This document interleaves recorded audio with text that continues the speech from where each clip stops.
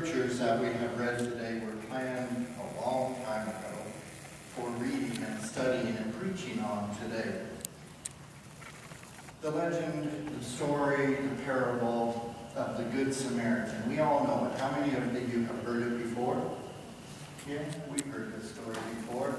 And every time we hear it, who do we want to identify with? The Samaritan. And we like to read this story and think,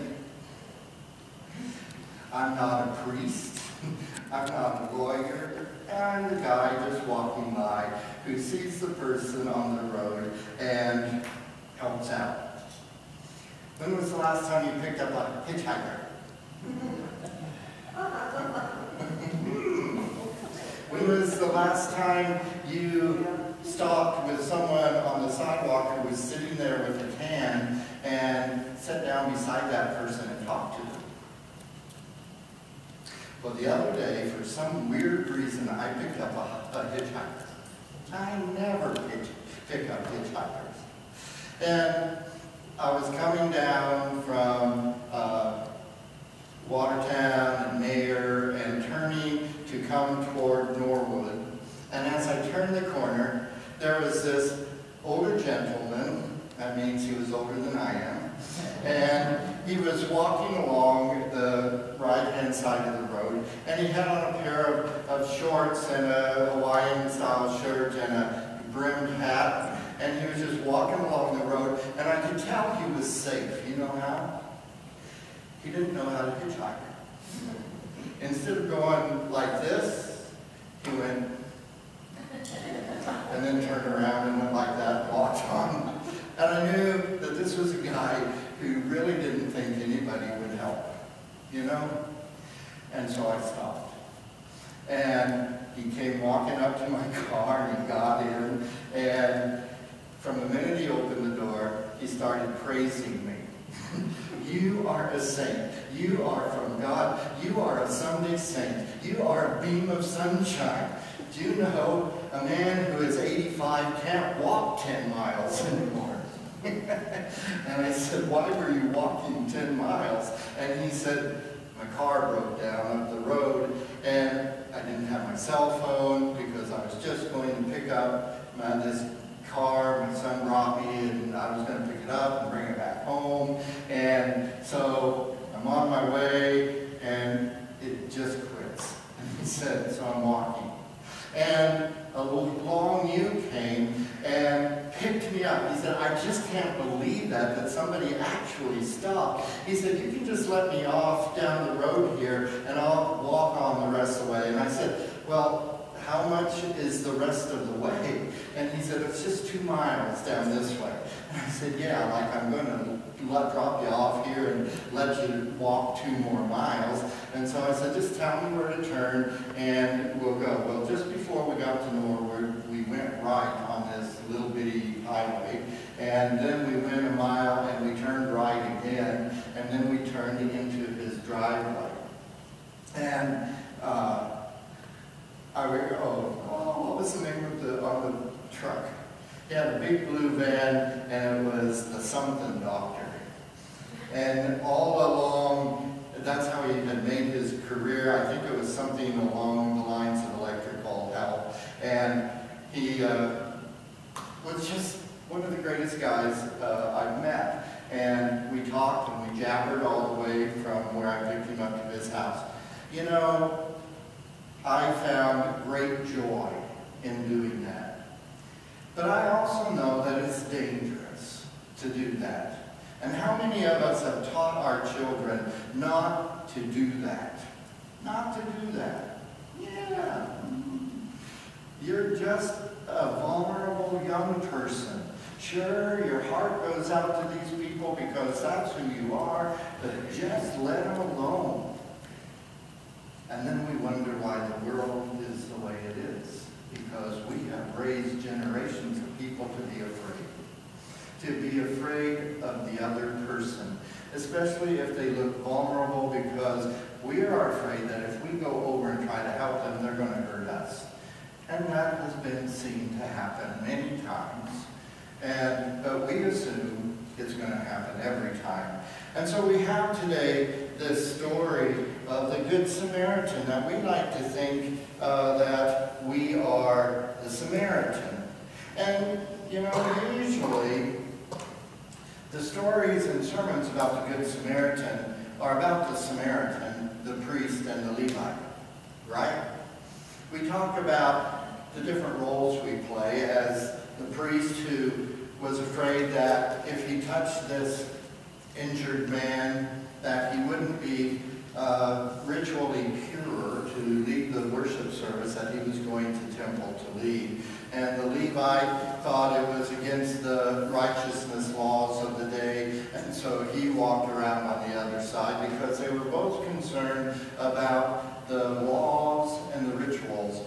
But then along came the Samaritan, who was dirty and not acceptable, because all Samaritans were considered by the other Jews as dirty and unacceptable. And so, of course, he was the hero of the day. But you know who isn't often talked about?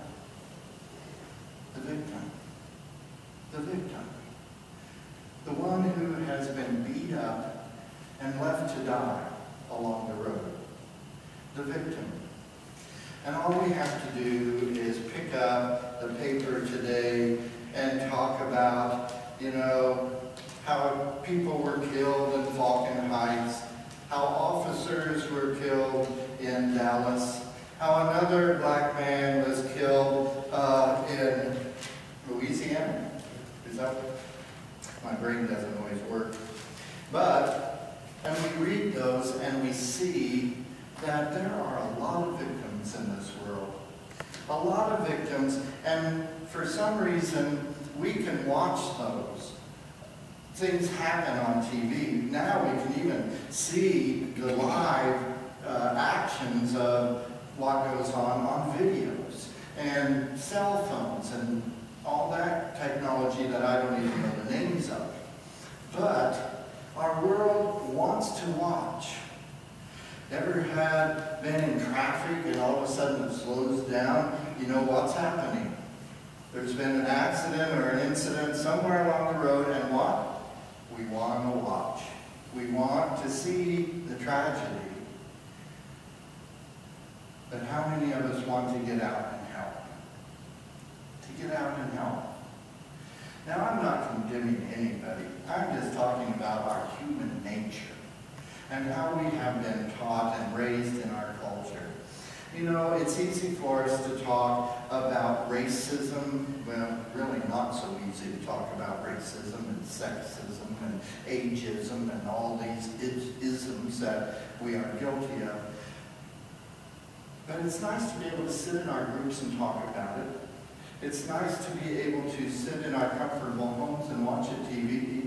And I don't know about you, but I was watching all this stuff going on in the past weekend. I got angry. I got angry and I yelled at the TV.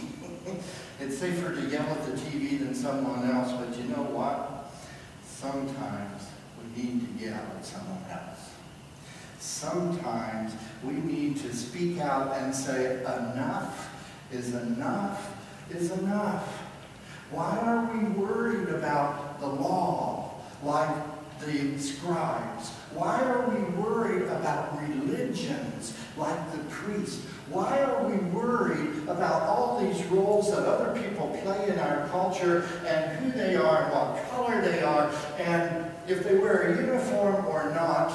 Why are we still worried about those things and not worried about people being safe in this country and have the right and the privilege and the opportunity to live a life like we want to live, free and safe and having what we need? You know, the scriptures often come down. I want to commend Beth for the scriptures she put on at the beginning of worship about love. Love always wins. Love is the answer.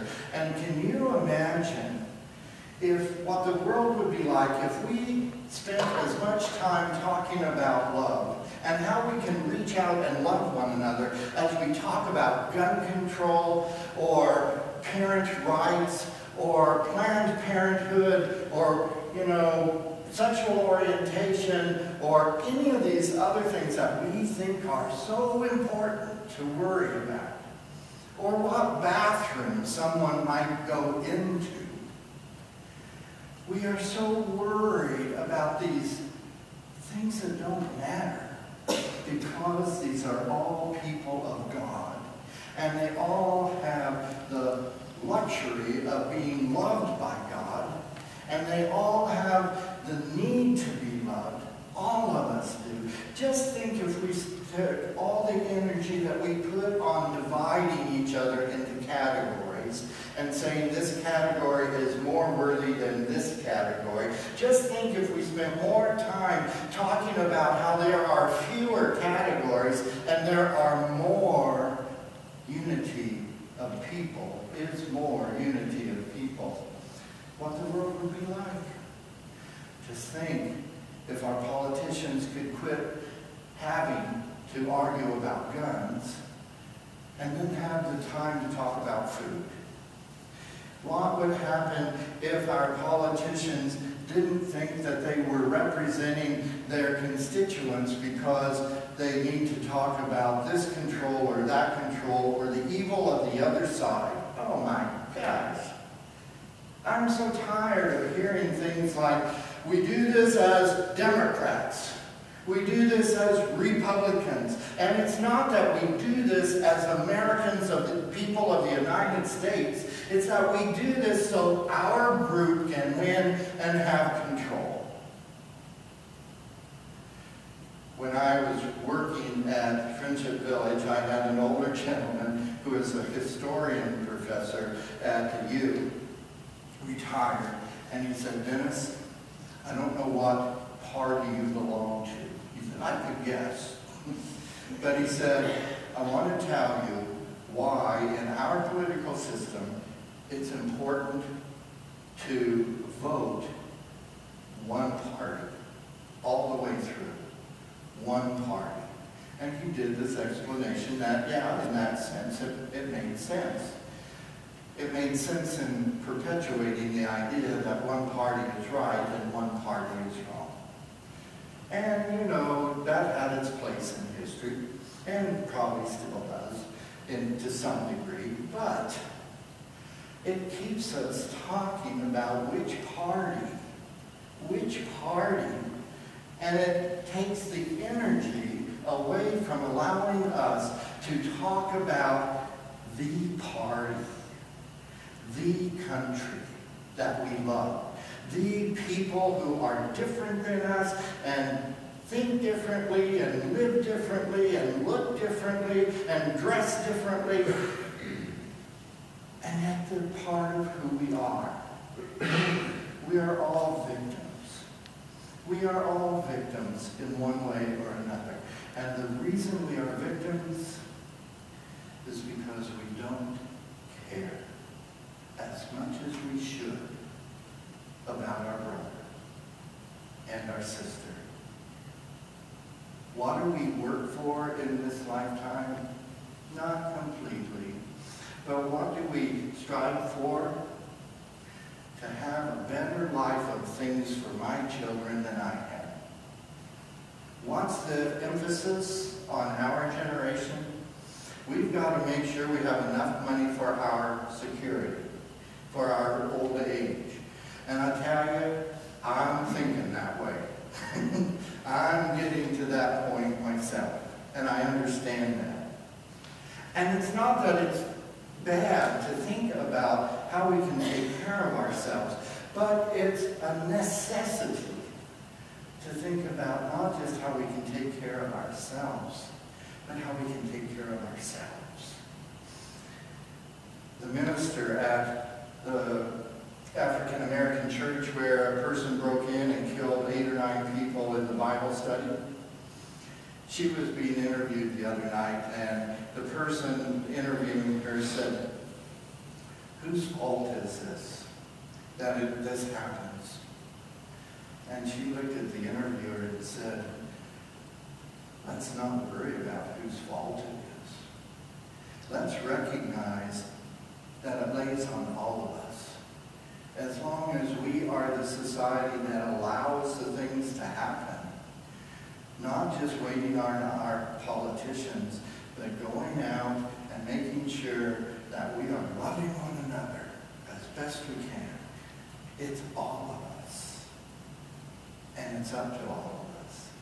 You know, I think oftentimes we as a church, we as a community, we as a nation, we as a person will forget that we are all in this together. That the world wasn't created by God in all of its glory and beautifulness and meaningfulness just for one group of people. One group of people was not created in this world to serve another group of people. One group of people in this world were not created in order to use up 90% of the world's resources while other people didn't even have food to eat.